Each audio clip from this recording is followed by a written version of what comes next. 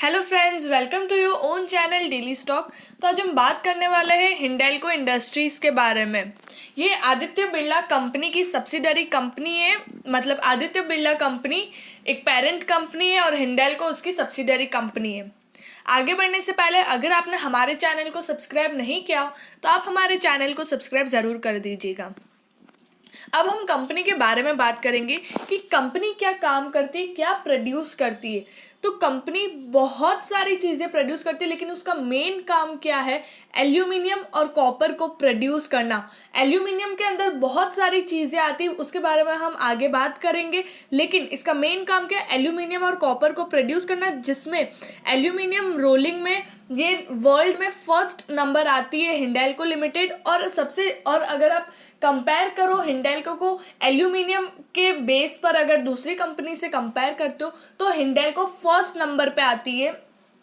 तो आप सब यही चाहोगे कि आप बेस्ट कंपनी में इन्वेस्ट करो, ना कि उसके कॉम्पिटिटर्स भी अगर अच्छे हो तो आप उसमें इन्वेस्ट करो। लेकिन हिंडाल्को एक बेस्ट कंपनी है, तो आप हो सके तो आप, अगर आपको एल्यूमिनियम सेक्टर में इन्वेस्ट करना हो तो आप हिंडाल्को में ही इन्वेस्ट करें। और मैं आपको आगे पूरा एनालिसिस बताऊंगी, तो आप उसके बाद आप खुद डिसाइड कर सकते हो कि आपको किस में इन्वेस्ट करना चाहिए।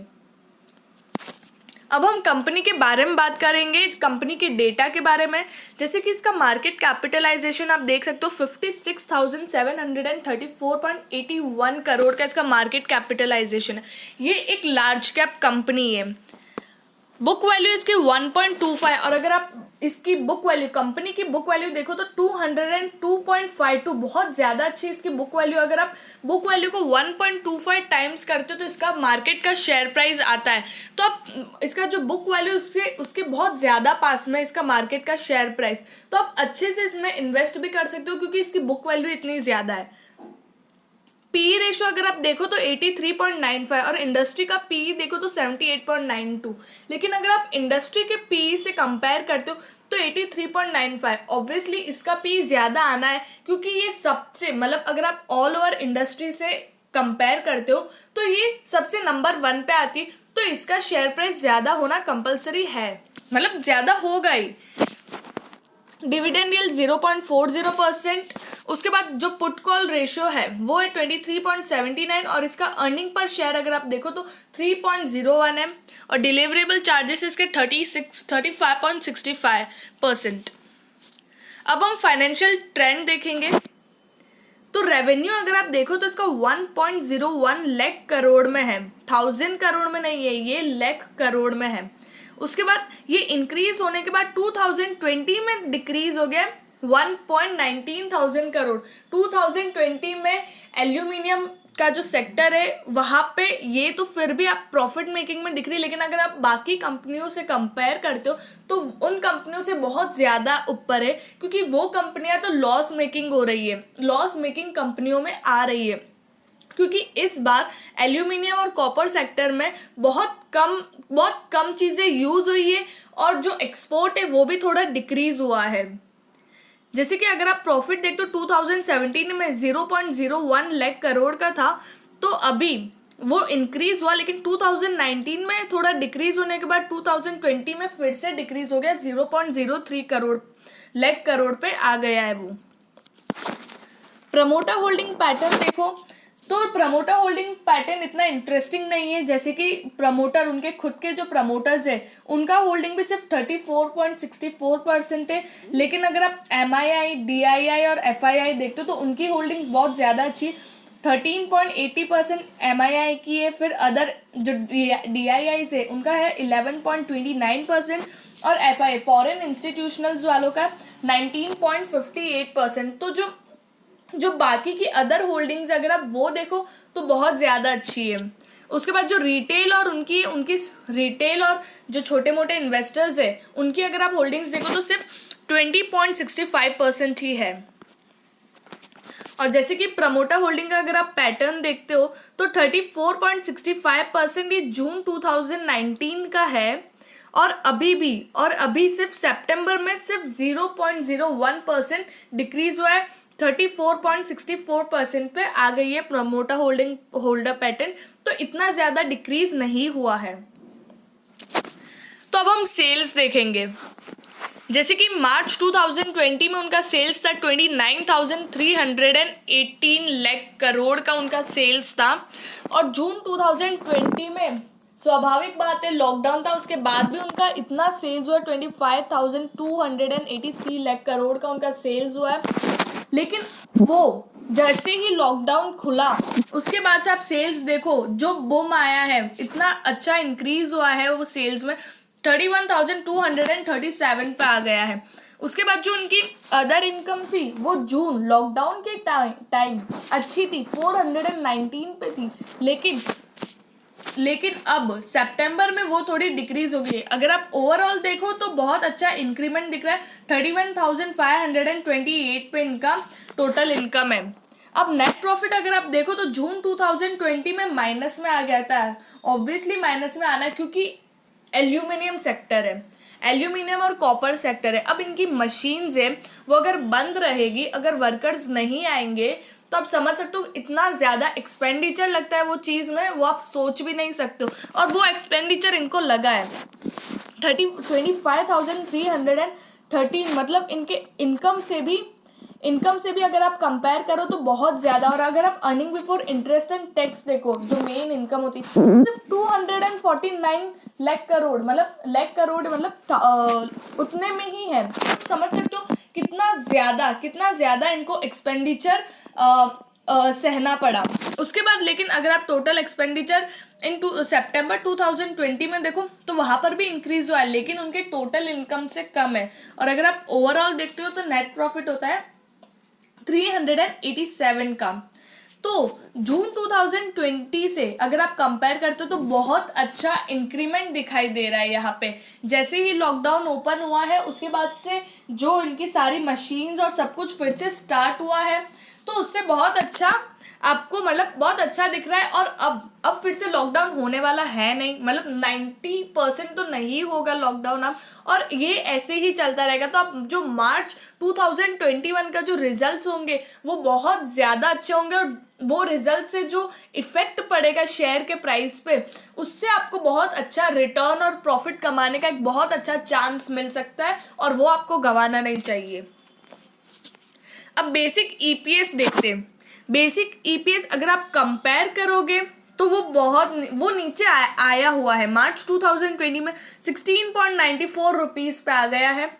आप पर शेयर सिर्फ 16.94 रुपीज़ कमा रहे हो, जैसे कि मार्च 2019 में 24.67 कमाते थे। और जो बुक वैल्यू आप देख सकते हो इंक्रीज हुआ है, एक पॉजिटिव साइन है। जहाँ पे इनके एसेट्स इंक्रीज हो रहे हैं, लायबिलिटीज डिक्रीज हो रही है। 258.59 रुपीज से आ गया 262.72, तो ये एक पॉजिटिव बात है। उसके बाद ग्रॉस प्रॉफिट मार्जिन तो इंक्रीज होना, वो क्यों इंक्रीज हुआ? क्योंकि कंपनी का सेल्स है वो तो इंक्रीज हुआ है ना। 13.11% था, 12.74 से 13.11% पे आ गया है। ऑपरेटिंग मार्जिन वो थोड़ा सा डिक्रीज हुआ है क्योंकि उनके ऑपरेशंस अच्छे से हेल्ड नहीं हुए, 9.08% से 8.80% पे आ गया है। और नेट प्रॉफिट मार्जिन तो डिक्रीज होना ज़रूरी है। अब यहाँ पे आप देखो कि ग्रॉस प्रॉफिट मार्जिन इंक्रीज हो रहा है, net profit margin, gross profit margin में आता क्या है? सेल्स आता है जो कंपनी का इंक्रीज हो रहा है। नेट प्रॉफिट मार्जिन में सेल्स के अंदर एक्सपेंडिचर माइनस होके जो नेट प्रॉफिट निकलता है ना, टैक्स और सब हटा के, तब नेट प्रॉफिट निकलता है। तो जो कंपनी का जो एक्सपेंडिचर है वो इतना ज़्यादा इंक्रीज हो गया, उस वजह से उनका नेट प्रॉफिट परसेंटेज मार्च 2019 से डिक्रीज हो गया, 4.20% से आ गया 3.18%। तो वो बहुत ज़्यादा डिक्रीज हो गया। अब एक्सपेंडिचर तो कंपनी अच्छे से मैनेज कर ही लेगी, क्योंकि हिंडेल्को जैसी कंपनी मतलब आपको कहीं नहीं मिलेगी इतनी अच्छी। और जैसे कि बहुत लोगों ने उसमें इन्वेस्ट किया है। जून जुलाई जब 150 रुपए के रहते चल रहा था, और आज जो कंपनी का शेयर का प्राइस 252 रुपीज़ है, तो लोगों ने इतना अच्छा प्रॉफिट कमा लिया है। देखो अब आप समझोगे कि यार कंपनी ने सिर्फ 100 रुपये का ही तो मूवमेंट दिया, लेकिन नहीं, ये कंपनी आप देखो शेयर का प्राइस इतना कम है, सिर्फ 150 रुपये का शेयर का प्राइस। तो 150 रुपये अगर आप कोई 1000 रुपये का खरीद रहे हो तो आप कितने खरीद लोगे? 10 खरीद लोगे, 15 खरीद लोगे। लेकिन 150 रुपये का उसी चक्कर में आप कितने खरीद लोगे? अगर आपके पास उतने ही पैसे हुए तो आप 40 खरीद लोगे। तो वो जो मुनाफा आपको दिखेगा वो बहुत ज़्यादा आपको दिखेगा। तो कंपनी ने बहुत अच्छा आपको रिटर्न दिया है। अगर जो लोगों ने इन्वेस्ट किया है तो आप ज़रूर लाइक करिएगा ये वीडियो, क्योंकि आपको इतना अच्छा प्रॉफिट हुआ है। अब रिटर्न ऑन इक्विटी अगर आप देखो तो वो डिक्रीज हो गया, 9.55% था, अब 6.45% हो गया। मतलब जो लोग, जो इन्वेस्टर्स इन्वेस्ट करते उसमें उनको थोड़ा रिटर्न में कम हो गया है, तो वहाँ पे थोड़ी डिक्रीमेंट आ गई है। उसके बाद रिटर्न ऑन कैपिटल एम्प्लॉयड, जो कंपनी पैसा लगा रही है उस पर उनको कितना रिटर्न मिल रहा है, 9.97% से 7.86% पे आ गया। और रिटर्न ऑन एसेट्स भी 3.60% से 2.22% पे। अब ये जो डिक्रीमेंट है ना वो इतना ज़्यादा दिखाई नहीं दे रहा है, क्योंकि कंपनी एक टॉप क्लास कंपनी है। थोड़े से कुछ पैंडमिक की वजह से ये सारे डिक्रीमेंट्स आपको दिखाई दे रहे, लेकिन जब सब कुछ, सारा पैंडमिक क्लियर हो जाएगा और सब कुछ एकदम प्रॉपर पहले जैसे स्टार्ट हो जाएगा ना, उसके बाद ये कंपनी का आप ग्रोथ देखोगे। और मतलब ये कंपनी में अभी भी ग्रोथ है, भले ये लार्ज कैप कंपनी है लेकिन अभी भी बहुत ऊपर जाएगी ये कंपनी, ठीक है। क्योंकि जो इसका वर्क है और जो ये रिजल्ट्स देती है ना लोगों को, वो बहुत ज़्यादा मैटर करते हैं। और ये कंपनी मतलब बहुत ही हार्ड वर्किंग कंपनी है, हिंडाल्को लिमिटेड। और आदित्य बिरला की कंपनी है, मतलब एक नाम से वो भाई बिरला की कंपनी है, अच्छी कंपनी है और टॉप कंपनी है, और ये वर्ल्ड में भी बहुत मतलब बेस्ट कंपनी के अंदर आती है हिंडाल्को लिमिटेड। अब करंट रेशो देखोगे तो वो इंक्रीमेंट हुआ है, 1.60 से 1.17 हो गया। जैसे कि इसका आइडियल 2:1 में होना चाहिए, तो 1.78:1 है, तो बहुत अच्छा है। और क्विक रेशो भी अगर आप देखो तो 0.94 से 1.18 पे आ गया, तो इसका कैश फ्लो बहुत अच्छा है कंपनी का। डेट टू इक्विटी, तो डेट थोड़ा कंपनी का इंक्रीज हो गया, 0.91 से 1.15 हो गया है। और जो इंटरेस्ट कवरेज रेशियो 3.14 से 2.48 पे आ गया। मतलब जो इंटरेस्ट कवरेज रेशियो कब डिक्रीज होता है, जब कंपनी जो इंटरेस्ट जो पे करती है ना उसमें थोड़ा डिले कर देती है, उस वजह से जो कंपनी का इंटरेस्ट कवरेज रेशियो ना वो डिक्रीज हो जाता है। और जो डेट टू इक्विटी ना वो भी कंपनी, अब ज़रूरी नहीं कि कंपनी के पास वही डेट हो, मतलब लोन ही हो सकता है कंपनी ने डिबेंचर्स इशू की हो और कंपनी को इंटरेस्ट पे करना हो, तो बहुत डेट के भी बहुत सारे ज़रिए होते हैं। लेकिन कंपनी का डेट इंक्रीज हो रहा है वो एक नेगेटिव बात है। CAGR सेल्स, अगर आप सेल्स का भी अगर आप 3 साल का अगर आप एवरेज निकालते हो तो वो 2019 में बहुत अच्छा इंक्रीज हुआ था 9.75%, लेकिन अब फिर से वो मतलब 2018 से अगर आप कंपेयर करो तो वो इंक्रीमेंट में 5.65%, और अब ये ऐसे ही इंक्रीज होता रहेगा। और 3 साल का अगर आप नेट प्रॉफिट परसेंटेज निकालते हो तो वो थोड़ा डिक्रीज हो गया, 19, थोड़ा नहीं बहुत ज़्यादा डिक्रीज हो गया नेट प्रॉफिट, क्योंकि कंपनी का जो एक्सपेंडिचर है वो बहुत ज़्यादा इंक्रीज हो गया है। तो उस वजह से 97.57% से 25.42% पे आ गया है। तो जो सेल्स है यहाँ पे एक नेगेटिव बात आ गई कि क्योंकि कंपनी का एक्सपेंडिचर्स, टैक्स वो सब इंक्रीज होने के कारण जो नेट प्रॉफिट में जो कटौती आई है वो बहुत ज़्यादा नेगेटिव बात आ गई है। अब हम बात करेंगे कि कंपनी कहाँ कहाँ पे एक्सपोर्ट करती है और क्या क्या एक्सपोर्ट करती है, क्योंकि मैंने आपको आगे बताया था कंपनी एल्यूमिनियम और कॉपर का काम करती है, लेकिन उसके अंदर बहुत सारी चीज़ें होती है जो आपको पता भी नहीं होगी, जैसे कि north America, Europe and UK, Asia, south America. अब नॉर्थ अमेरिका में US, वहाँ पे क्या क्या एक्सपोर्ट करती है। अब ये जो साइंस है वो साइंस आपको यहाँ पे मिल जाएंगे, जैसे कि जो फर्स्ट साइन है उससे अगर आप देखो तो research and development technology centre है हिंडाल्को लिमिटेड का, US में research and development technology centre है। अब उसके बाद अगर आप देखो तो उसके बाद शीट इनगोट कास्टिंग भी है। फिर जो तीसरा साइन देखोगे तो आप रिसाइकलिंग फैसिलिटी भी है। फोर्थ साइन अगर आप देखोगे तो वैसे ही कंपनी के बहुत सारी चीज़ें, मैं आपको अगर आप पॉज करके वीडियो को आप सारी चीज़ें अगर आपको देखनी हो तो आप पॉज करके देखेगा। मैं आपको एक बार चीज़ बता देती हूँ कि कंपनी में क्या क्या चीज़ें हैं। कंपनी के पास पावर प्लांट है, एल्यूमिनियम स्मेल्टर है, मतलब एल्यूमिनियम को जब उसके अंदर की चीज़ें जो भी ऑक्सीडाइज्ड चीज़ें होती है, एल्यूमिना होता है, वो सबको अलग करना होता है ना, उसको एल्यूमिनियम स्मेल्टर बोलते हैं।